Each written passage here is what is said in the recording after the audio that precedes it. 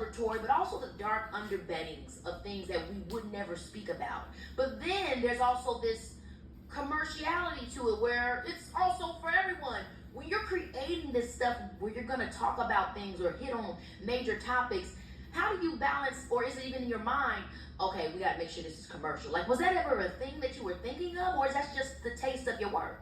It's just for years and years of being on stage, understanding that there are really, really important things that we needed to talk about as Black people that we weren't, that was destroying us, that was tearing us apart. But also understanding how when it's wrapped in a joke, that's like anesthesia for surgery.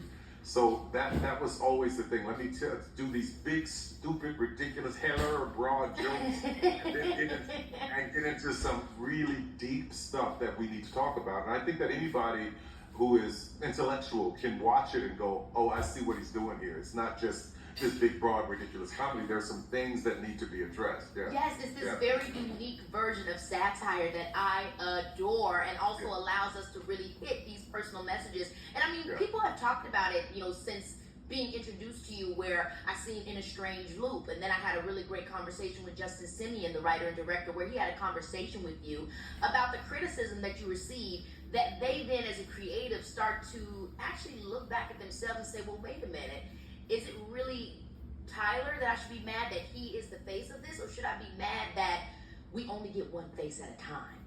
And it was really impactful when he told me that he called you, because I was like, yes, that's amazing. No, I called that nigga, told him I was going to beat his ass. That's how it started.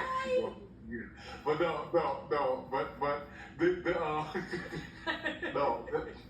the truth of the matter is this. When I think about somebody like Cam or somebody who has something to say, I'm like, great, you have your opinion. Listen, I live from this seat tempered, measured, patient, prayerful, and disciplined.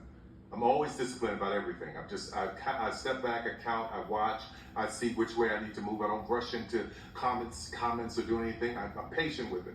Yeah. So when I saw that, I was sad for him, because I think he's really, really talented. And why can't you tell a story that doesn't have anything to do with what your disdain for what I do? That's because right. Your disdain for what I do says more about you than me and the people that love what I do. Yeah. So you got to be careful when you start talking about Tyler's movies and shows of this, because you're talking about a whole bunch of millions of people around the world who don't just want to see a Spike Lee joint, but they can still sit back and laugh and relax and have a good time watching something like this. But I'm getting ready to mess them all up with 6 AAA. Oh my gosh, I'm so excited. And I just love everything that you said, because I feel the exact same way. Everybody deserves to be able to tell the stories from their vantage point. As Black people, I think it's really important, because we can't win for losing. Either it's too funny, or it's too deep, or it's too this, it's too that. And then it goes up against what we're all truly crying for, which is the opportunity to be diverse and to just be a creator and to tell the stories we want to say. And like you said, it does represent more about you. And I don't know if you got a chance to see the musical A Strange Loop, but that's what it came back to, because there was criticism in that show as well about this young Black writer who wants to be able to tell his stories. And they're bringing up Tyler, and then he comes back to the end and he admits exactly what you just said, where this is actually a representation of my personal disdain, the things that I don't want to see, the things that I don't want to face. And that's what art is supposed to do for us. So I love that you never allowed that criticism to stop you from being able to have your authentic voice as an artist, because it does get really difficult.